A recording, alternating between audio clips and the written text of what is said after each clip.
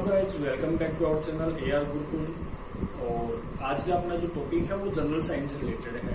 आपको पता ही है कि भाई कंपटीशन एग्जाम के अंदर जनरल साइंस से रिलेटेड काफी क्वेश्चंस आते हैं। बेसिकली जनरल साइंस की बात करें तो इसमें 3 ब्रांचेस रिलेटेड हैं। जीव विज्ञान यानी कि बायोलॉजी, रसायन विज्ञान यानी कि केमिस्ट्री और भौतिक विज्ञान यानी कि फिजिक्स। इन तीनों में ये फिजिक्स है वो जरा टफ मानी जाती है। आज का अपना जो टॉपिक है वो इसी से रिलेटेड है।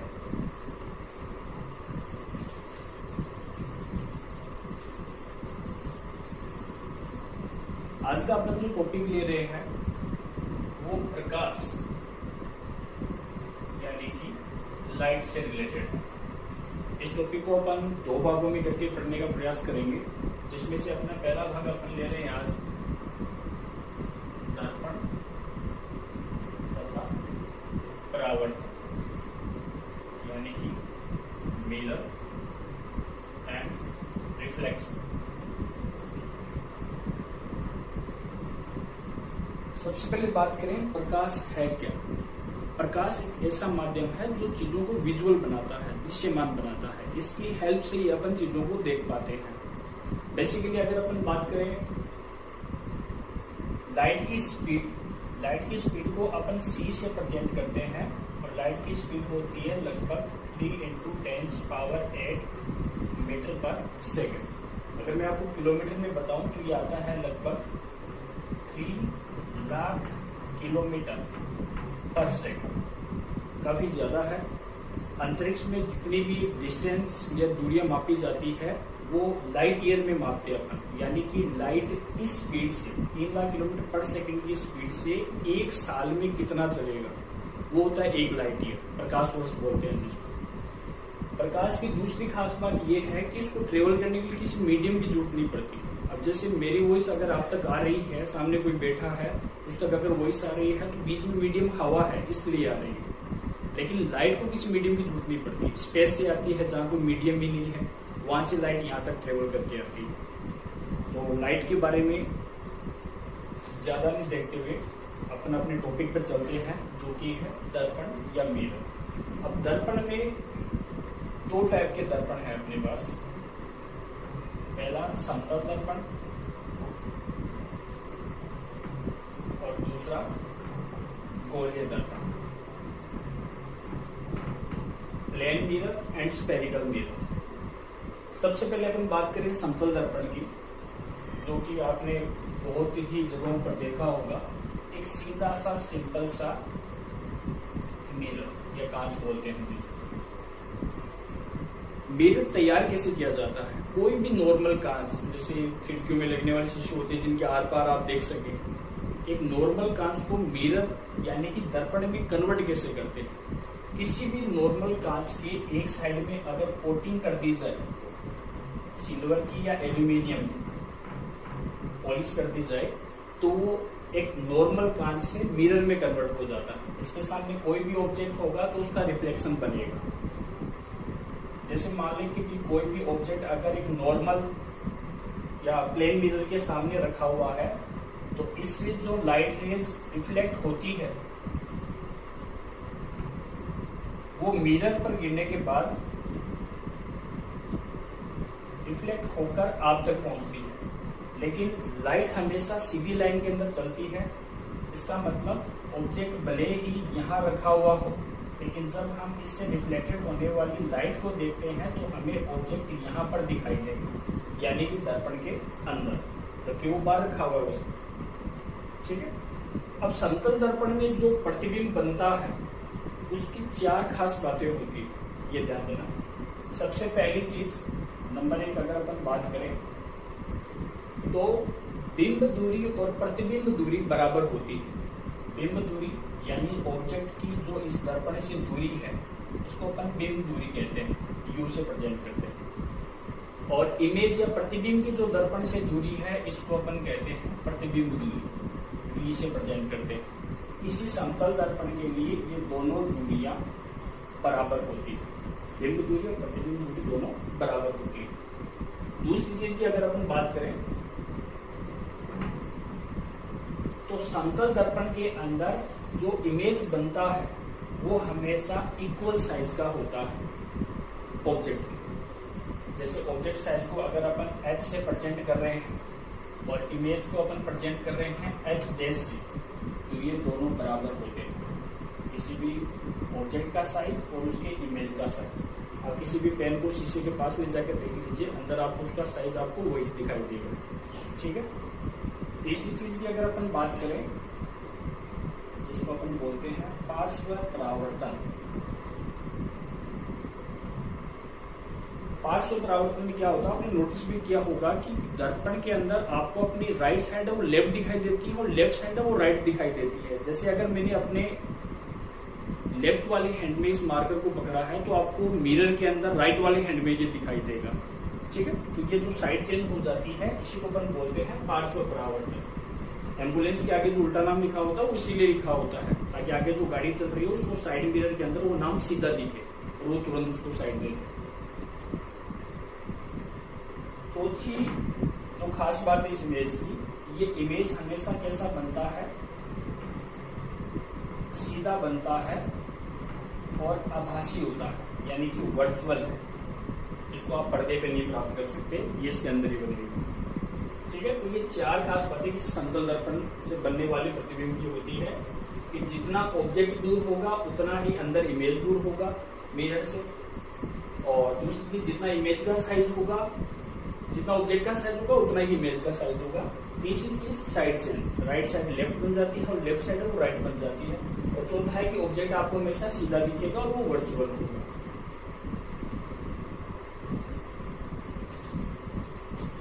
अभी अपन बात करते हैं गोलीय दर्पण की। अगर आप किसी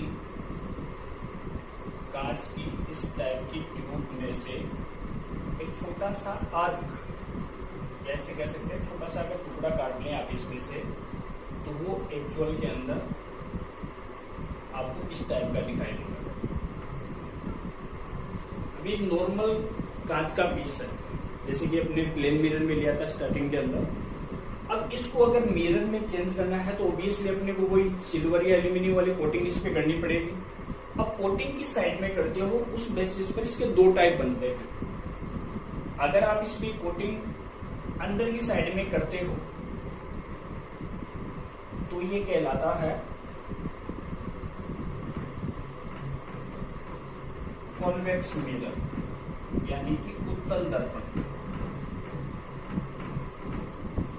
और अगर आप इसमें ये कोटिंग बाहर की साइड में कर देते हो तो ये कहलाएगा आपका कॉन्केव मिरर, यानी कि अवतल दर्पण। यूजेस की बात करें तो कॉन्केव मिरर का बेसिकली यूज होता है टॉर्च में, सर्च लाइट में,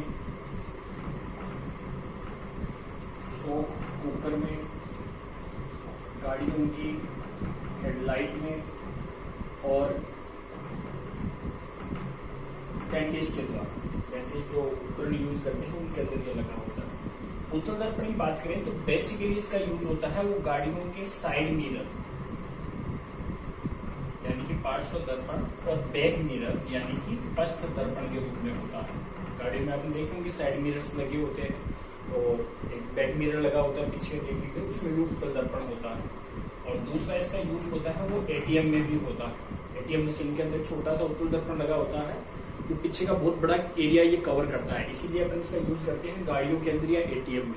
एक छोटा सा उत्तल दर्पण है, पीछे का पूरा एरिया आपको दिखा देगा। एटीएम में ये सिक्योरिटी के लिए यूज करते हैं अपन, जबकि गाड़ियों में अपन पीछे से आने वाली गाड़ियों को देखने के लिए इसका यूज करते हैं। दोनों गोलीय दर्पण से रिलेटेड कुछ परिभाषाएं हैं, डेफिनेशंस हैं जो अपन देख लेते हैं। जैसा कि मैंने स्टार्टिंग में बताया था कि कोई भी गोलीय दर्पण है इसको हमने किसी गोले में से काटकर ही बनाया था। ठीक है।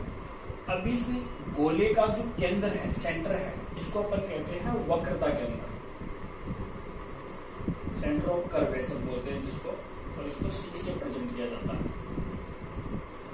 ठीक है। अब इस गोलीय दर्पण की जो त्रिज्या है एक्चुअल में इस गोले की त्रिज्या है वही इस गोलीय दर्पण की त्रिज्या कहलाएगी, जिसको अपन बोलते हैं वक्रता त्रिज्या, और इसको आर से प्रेजेंट करते हैं अपन, रेडियस ऑफ कर्वेचर।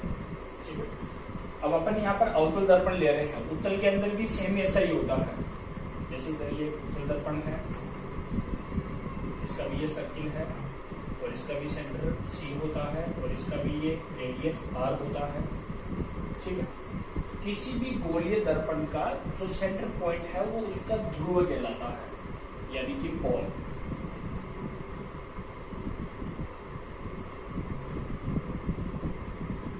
किसी गोलीय दर्पण को अगर आप इमेजिनरी लाइन सोचें कि जो इस पूरे मिरर को दो पार्ट्स में बांटती हो, ऐसी कोई भी इमेजिनरी सीधी लाइन जो इसके वक्रता के अंदर सी और ध्रुव बी से गुजरती हो, इसको अपन बोलते हैं इस गोलीय दर्पण का मुख्य एक्स, यानी कि प्रिंसिपल एक्सिस। इसके लिए कोई सिंबल नहीं है। अच्छा, अभी अगर इस गोलीय दर्पण पर आप कुछ पैरेलल लाइट रेज डालें, इस टाइप की लाइट रेज आप डालें इस पर, जो कि आपस में समांतर हो, जो इसकी शेप इस टाइप की है कि जो ही इससे ये टकराएगी ये इन सबको अंदर की ओर मोड़ देगा एक पर्टिकुलर पॉइंट के ऊपर, और यही पॉइंट इसका कहलाता है फोकस एफ। अवतल में ऐसा होता है। उत्तल के अंदर क्या होता है कि अगर आप इस पर कुछ पैरेलल या सीधी लाइट रेज डालें तो इसकी शेप इस टाइप की है कि ये इसको अंदर की ओर नहीं मोड़ेगा, ये इसको बाहर की ओर फैलाएगा।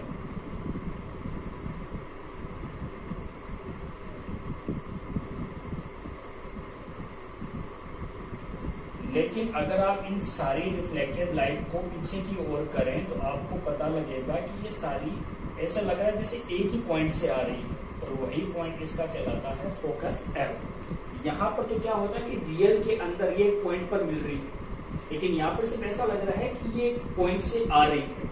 तो यहाँ पर इसका जो फोकस है वो है वास्तविक है, रियल है, और यहाँ पर इसका जो फोकस है वो आभासी है, यानी कि वर्चुअल है। ठीक है, तो फोकस को अपन ऐप से ही प्रेजेंट करते हैं, उसको मुख्य फोकस भी कहा जाता है वैसे। अब इस फोकस की जो डिस्टेंस है इस मिरर से या पोल से कह सकते हैं अपन, वो कहलाती है इसकी फोकस दूरी, जिसको अपन स्मॉल एफ से प्रेजेंट करते हैं। यहाँ पर भी आप इसको दे सकते हैं फोकस दूरी, स्मॉल एफ से प्रेजेंट करते हैं। अब ध्यान ये रखना है कि ये फोकस दूरी है, ये हमेशा इस पूरी वक्रता त्रिज्या की क्या होती है, आधी होती है। किसी गोलीय दर्पण की फोकस दूरी उसकी वक्रता त्रिज्या की आधी होती है, या ऐसे कह सकते हैं कि किसी गोलीय दर्पण की वक्रता त्रिज्या उसकी फोकस दूरी की क्या होती है, दुगनी होती है। दोनों एक ही बात है। ठीक है, अभी इससे रिलेटेड अपन कुछ साइंस हैं, यानी कि चीज उनको याद रखने की कोशिश करेंगे। ध्यान रखना, किसी भी गोलीय दर्पण के सामने कुछ चीजें नोट कर लेते हैं। ये था अपना ध्रुव बी, ये था अपना फोकस एफ। अंदाजे से इसे लगभग डबल डिस्टेंस पर अपन लेंगे अपना वक्रता के अंदर सी।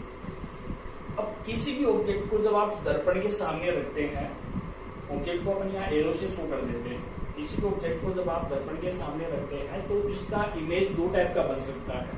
अगर रियल होगा तो सामने बनेगा, ठीक है, और जो रियल इमेज होता है वो हमेशा उल्टा ही बनता है। और अगर ये इमेज इसके पीछे बना तो आभासी होगा और सीधा बन जाएगा। कुल मिला के मैं कहना चाहता हूं कि फोकस की जो दर्पण से दूरी थी उसको हमने प्रेजेंट किया फोकस दूरी एफ से। कोई भी ऑब्जेक्ट जो दर्पण के सामने रखा है उसको हम ऑब्जेक्ट डिस्टेंस यानी कि बिंब दूरी बोलते हैं, वस्तु की दर्पण से दूरी, इसको यू से प्रेजेंट करते हैं। और कोई भी इमेज जो उस बिंब का प्रतिबिंब है, वो चाहे सामने बना हो चाहे पीछे बना हो, इसको अपन प्रतिबिंब दूरी यानी इमेज डिस्टेंस वी से प्रेजेंट करते हैं। तो ये इतना इसमें उलझने की आवश्यकता नहीं है, आपको मैं इन शॉर्ट बता देता हूं इनके साइन के साथ। अपन लेते हैं एक उत्तल दर्पण, सॉरी अवतल दर्पण और एक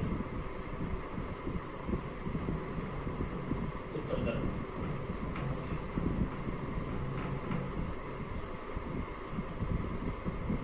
ठीक है, कुछ बेसिक्स हैं वो इनके बना लेते हैं अपन साथ साथ। ये हो गया ध्रुव बी इसका, ये हो गया फोकस एफ और ये हो गया इसका केंद्र सी। अब ग्राफ के अकॉर्डिंग अपन इसको डिवाइड कर लेते हैं। जैसा कि ग्राफ तो आपने देखा ही है, ग्राफ के अंदर जो एल शेप होती है ये हमेशा पॉजिटिव होती है, यानी ऊपर का और राइट साइड का, और जो 7 शेप होती है वो हमेशा नेगेटिव होती है, यानी लेफ्ट साइड और डाउन साइड। वैसे अपन इसको डिवाइड कर लेते हैं अंदर।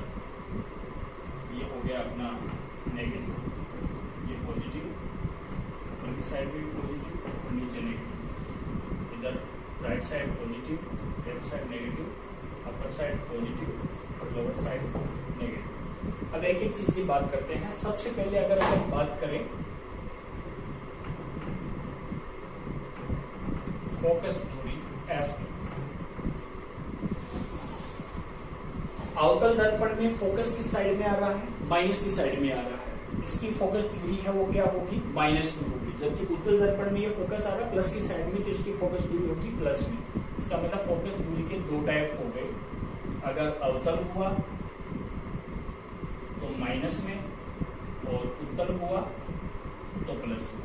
ठीक है, जैसा मैंने कहा कि इधर पॉलिश की हुई है दोनों लेंस, दोनों दर्पण के अंदर राइट साइड में पॉलिश की हुई है, तो ऑब्वियसली इन मिरर का जो मुंह है वो लेफ्ट साइड में है। तो आप जब ऑब्जेक्ट रखेंगे तो इसके सामने ही रखेंगे, मुंह के सामने। इसका मतलब ऑब्जेक्ट है वो हमेशा लेफ्ट साइड में ही रहेगा। तो अपन अगर बात करें बिंब दूरी, यानी अपना जो ऑब्जेक्ट है जो दर्पण के सामने रखा हुआ है, उस बिंब दूरी को हमने पहले भी कहा था हम यू से प्रेजेंट करते हैं।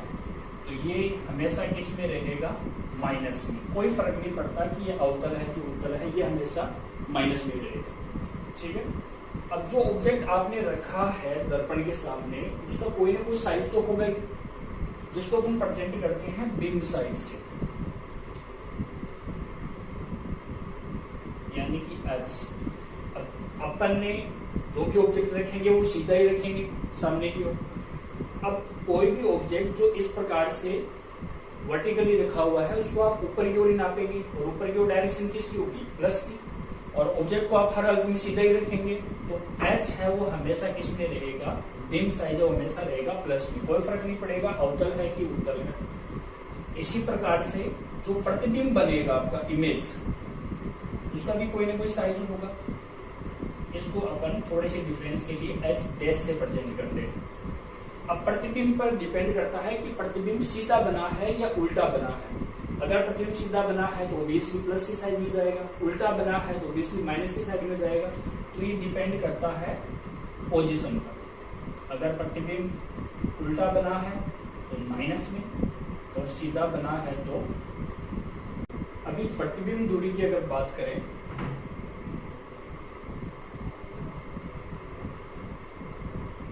जिसको हम V से प्रेजेंट करते हैं, मतलब इस ऑब्जेक्ट या बिंब का जो प्रतिबिंब बनेगा, चाहे वो सामने की ओर बने चाहे वो पीछे की ओर बने, उसकी कोई ना कोई डिस्टेंस तो होगी मिरर से, और इसी को अपन प्रेजेंट करते हैं V से, प्रतिबिंब दूरी यानी कि इमेज डिस्टेंस।